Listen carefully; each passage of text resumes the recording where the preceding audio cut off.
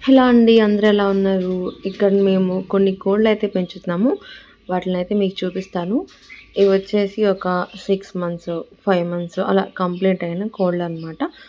అంటే ఈ పిల్లల వరకు. ఇంకా కొన్నొచ్చేసి పెద్ద పుంజులు, వాటిలకి పెట్టలు ఇవన్నీ కూడా ఇప్పుడు చాలామంది కోళ్ళు పెంచడం ఇలాంటివి ఎక్కువగా చేస్తున్నారు కదా! అది మనకి ఒక సైడ్ ఇన్‌కమ్ లాగా ఉంటే చాలా బావుంటది.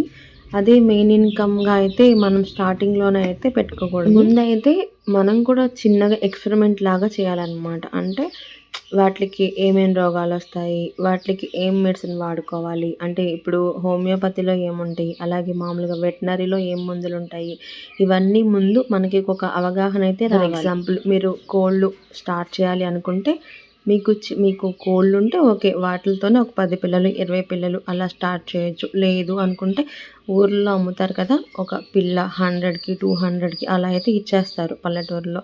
అలాంటివి ఒక 10 పిల్లలు లేకపోతే ఒక 20 పిల్లలు అలా తెచ్చుకొని ముందు వాటిలకి అసలు ఏమేం రోగాలొస్తున్నాయి, వాటిలకి ఏంటి అని ముందు వాటి మీద ఎక్స్‌పెరిమెంట్ చేసి పర్లేదు మనం చేయొచ్చు అన్న ఒక కాన్ఫిడెన్స్ మనకైతే వస్తది కదా! అప్పుడు మనం పెద్ద పెద్ద బ్రీడర్స్ తెచ్చుకొని అప్పుడు మనం ఎక్కువ మోతాదులో చేసుకున్నట్లయితే మనకు కూడా కొంచెం అవగాహన ఉంది, చేయొచ్చు అన్న కాన్ఫిడెన్స్ అయితే మనకి కోళ్ళ పెంపకంలో ఏంటి అంటే సీజన్ మారినప్పుడల్లా ఏదో ఒక రోగాలైతే వస్తానే ఉంటాయి. ఇప్పుడు శీతాకాలం అనుకోండి కొరైజా అని, సిఆర్‌డి అని అంటే ముక్కులంపట నీరు కారడం, కళ్ళంపట నీరు కారడం, కొన్ని కోళ్ళైతే మునగ తీసుకొని చచ్చిపోవటం ఇలా రకరకాలుగా అయితే వస్తాయి. మనం కోళ్ళు పెంచేటప్పుడే వాటి మేత అనేది ఇస్తాం కదా!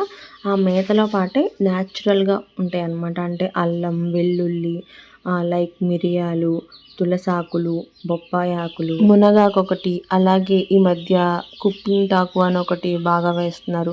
కోళ్ళకి రోగాలుంటే పోతున్నాయి అనేసి అదొకటి. ఇలాంటివన్నీ కూడా మనం ఇస్తూ ఉన్నట్లయితే వాటికి ఇమ్యూనిటీ అనేది పెరుగుతది. అలాగే ఎక్కువ రోగాలకి అంటే వచ్చినా అవి తట్టుకునే శక్తి వాటికి ఉంటదనమాట. ఈ కోళ్ళకి ఏంటి అంటే అంటు రోగాలు ఎక్కువ వస్తా ఉంటాయి.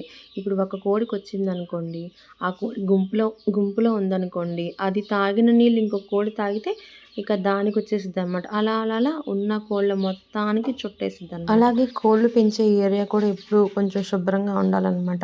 అంటే వాటిలో షిట్లు ఎప్పటికప్పుడు ఊడ్చేసుకోవటము, వాటికి బయోబస్టర్ అని ఉంటది. దాన్ని స్ప్రే చేసుకుంటా ఉండాలి ఇప్పుడు ఫామ్‌లో. అసలు కోళ్ళకి ఇన్ని రోగాలుంటాయని నాకు ఇది స్టార్ట్ చేసే వరకు కూడా తెలీదనమాట. ఏదో ఇంటికాడ కోళ్ళు పెరుగుతాయి, పెంచుతామని అనుకుంటాం గానీ, ఇన్ని రోగాలుంటాయి, వీటికి ఇన్ని మందులుంటాయని ఇది స్టార్ట్ చేశాకే తెలిసింది. మేమైతే ఈ ఎగ్స్ పడతాయి కదా! వాటిల్ని ఇంక్యుబేటర్‌లో అయితే వేసి పిల్లలనైతే పెంచుతాము.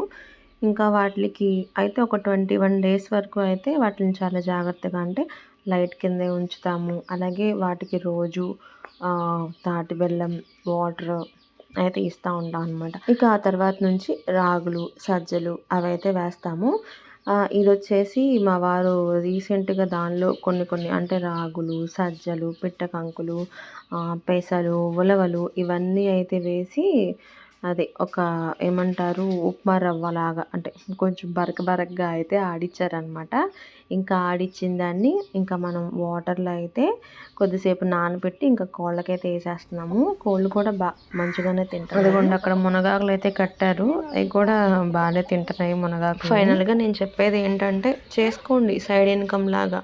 కానీ కొంచెం దాని మీద ఒక అవగాహన వచ్చాక ఎక్కువ ఇన్వెస్ట్‌మెంట్ పెట్టి చేసుకుంటే చాలా బావుంటది. మనం ఒక దాని మీద ఇంట్రెస్ట్ పెట్టినప్పుడు అన్నీ తెలుసుకోవడానికే ట్రై చేస్తాం కదా! సో, ఈ వీడియో మీకెలా అనిపించిందనేది నాకైతే కామెంట్ చేయండి. నచ్చితే మన వీడియోకి ఒక లైక్ వేయండి.